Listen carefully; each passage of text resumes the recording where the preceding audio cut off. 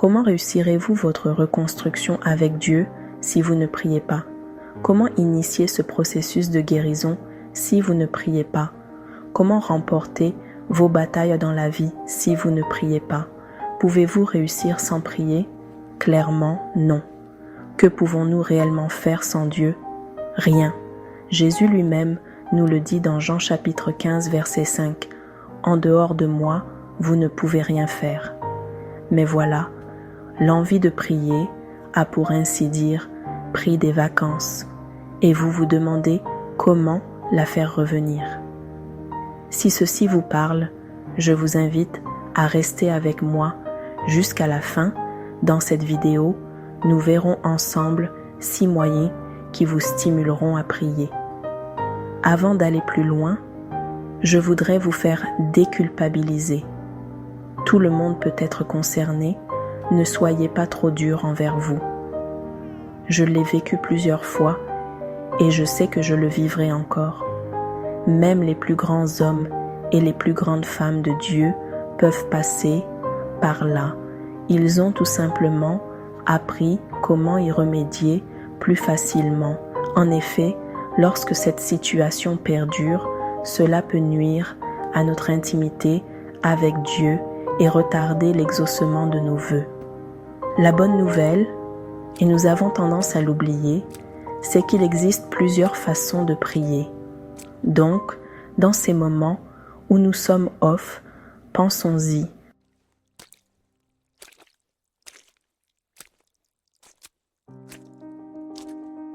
Le premier moyen est la louange. On dit que chanter, c'est prier 2 fois. La louange vous permettra de créer une atmosphère de prière dans votre maison et partout où vous serez. Mon astuce, c'est d'être prévoyant et intentionnel. N'attendez pas d'être au plus bas avant de chercher des chants de louange. Alors que vous avez une vie de prière épanouissante, constituez-vous en avance une playlist sur votre portable que vous installerez également sur votre ordinateur et sur un support externe, une clé USB par exemple. Investissez dans des écouteurs pour les utiliser à l'extérieur. D'autres personnes ont des amplificateurs qu'ils utilisent à la maison. Moi, je ne les utilise pas, mais je trouve que c'est une très bonne idée. Sur cette playlist, je vous en prie, n'allez pas prendre des chansons qui ne vous parlent pas. J'ai l'impression que quand il s'agit de Dieu, nous ne sommes pas ingénieux.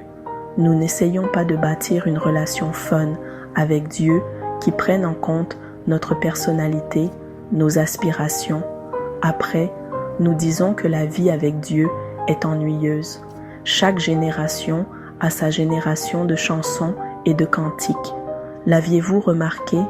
Celles de l'époque de nos parents qui me parlent sont surtout celles qui ont bercé mon enfance et dont les paroles se sont imprégnées en moi parce qu'elles prennent vie en moi. Aussi, dans les grandes assemblées, nous devons faire corps pour communier ensemble. Mais à part ça, pour mon usage personnel, j'aime écouter des chansons dont les paroles et le rythme me permettent facilement, et j'insiste sur facilement, de me connecter au Saint-Esprit. C'est ce que vous devez faire. C'est votre playlist personnelle. Donc, composez-la avec des chansons qui vous aident facilement à prier. C'est pour cette raison que quand vous venez d'écouter une nouvelle chanson de louange qui vous parle et qui vous touche, notez-la ainsi que le nom de l'artiste, puis voyez comment vous pouvez vous la procurer. Tout ce travail se fait en amont. À ce propos, choisissez avec sagesse qui vous écoutez. Éduquez-vous sur le sujet. Une chanson de louange est christocentrique. Elle glorifie le nom de Dieu et non le chantre ni celui qui l'écoute. Elle est basée sur la parole de Dieu. Elle emmène les enfants de Dieu à se réjouir pour Dieu, à prier, à se sanctifier et les fortifie. La louange bénit, guérit, libère le peuple de Dieu. Les jolies chansons et émotives ne sont pas toutes synonymes de chansons de louange. À l'avenir, quand vous éprouverez des difficultés à prier, Sortez votre arme, votre playlist est une arme, et écoutez en boucle les chansons, parce que vous aimez ces chansons et qu'elles vous aident à entrer en communion avec Dieu. Vous verrez comment l'atmosphère de votre maison changera et vous ressentirez la présence de Dieu qui est plus palpable avec celle des anges. Et comme nous le savons, Dieu siège dans la louange. Dans la louange, le ciel et la terre communiquent. Dieu est là avec vous. Il est déjà en vous. Mais la puissance de la louange est telle que vos problèmes sont obligés de s'incliner devant la gloire de Dieu et vous remportez vos victoires. La louange est l'une des puissantes armes du combat spirituel. Répétez cela jusqu'à ce que vous ressentiez la force de renouer avec la prière quotidienne. Ça marche.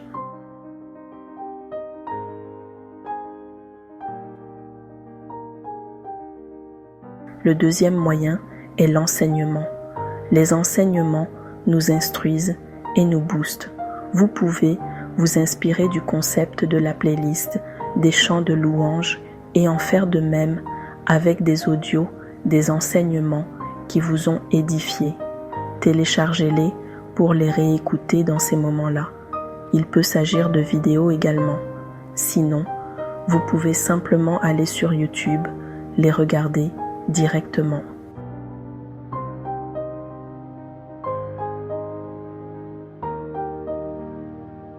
Le troisième moyen est la parole de Dieu.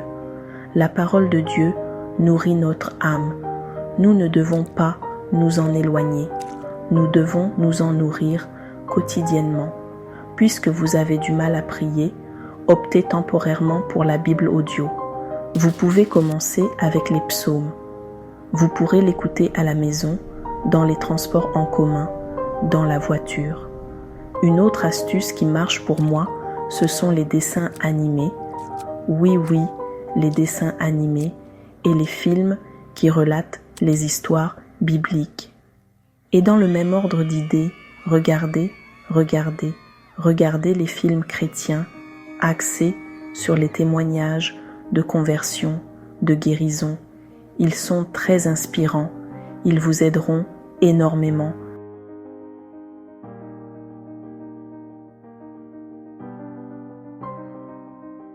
Le quatrième moyen est le silence.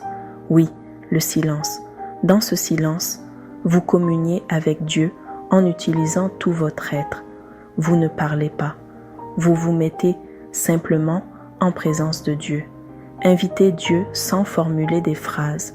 En fonction de ce qui vous inspire, ce silence peut être également de la contemplation qui est une autre forme d'adoration ou la prière silencieuse.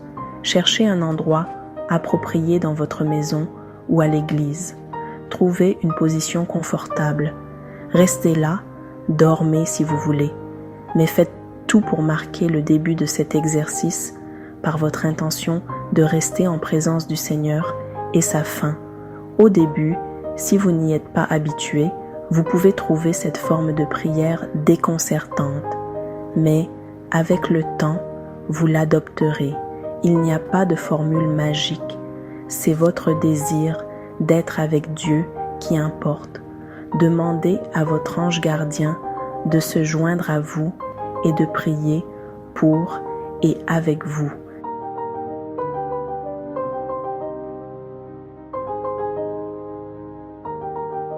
Le cinquième moyen est de demander à des frères de prier avec vous. Dans notre entourage, Dieu nous bénit en nous connectant à des personnes qui sont toujours prêtes à prier pour les autres. Si vous êtes sincère et que vous avez vraiment besoin d'aide, demander cette aide peut déclencher quelque chose. Jésus a dit « Quand 2 ou 3 sont réunis en mon nom, je suis là, au milieu d'eux. » Matthieu chapitre 18, verset 20. Alors, cette onde priante peut vous être bénéfique, car elle peut rejaillir en vous.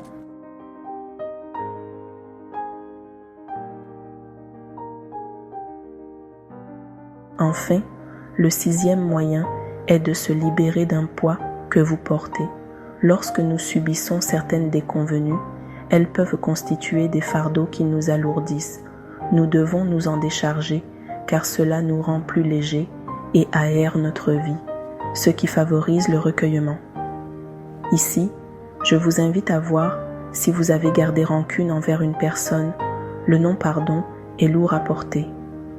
Parfois, ce sont des saisons de la vie qui favorisent cela, telles qu'une maladie, les blessures, un burn-out, le stress, la dépression. Faites-vous accompagner, car Dieu peut passer par des hommes pour vous faire parvenir la grâce de la guérison. Associez autant que cela soit possible les ressources spirituelles aux ressources humaines afin d'aller de l'avant. Si vous avez l'esprit retourné à cause d'une chose qui pèse sur votre cœur, cherchez un homme de Dieu de confiance à qui vous pouvez vous confier. Le simple fait de se confesser change beaucoup de situations qui nous enlisent dans la procrastination.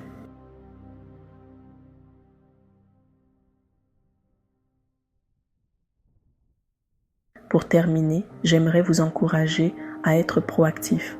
Prévenir vaut mieux que guérir. La routine spirituelle tue notre épanouissement spirituel si nous ne la varions pas. Il y a cette routine de base qui est bonne parce qu'elle nous permet de garder notre proximité avec Dieu. Néanmoins, il est souhaitable de l'agrémenter très souvent. Nous le savons, avoir une alimentation saine, équilibrée et variée est primordial pour notre santé. Varier son alimentation permet d'entretenir un plaisir sain de s'alimenter.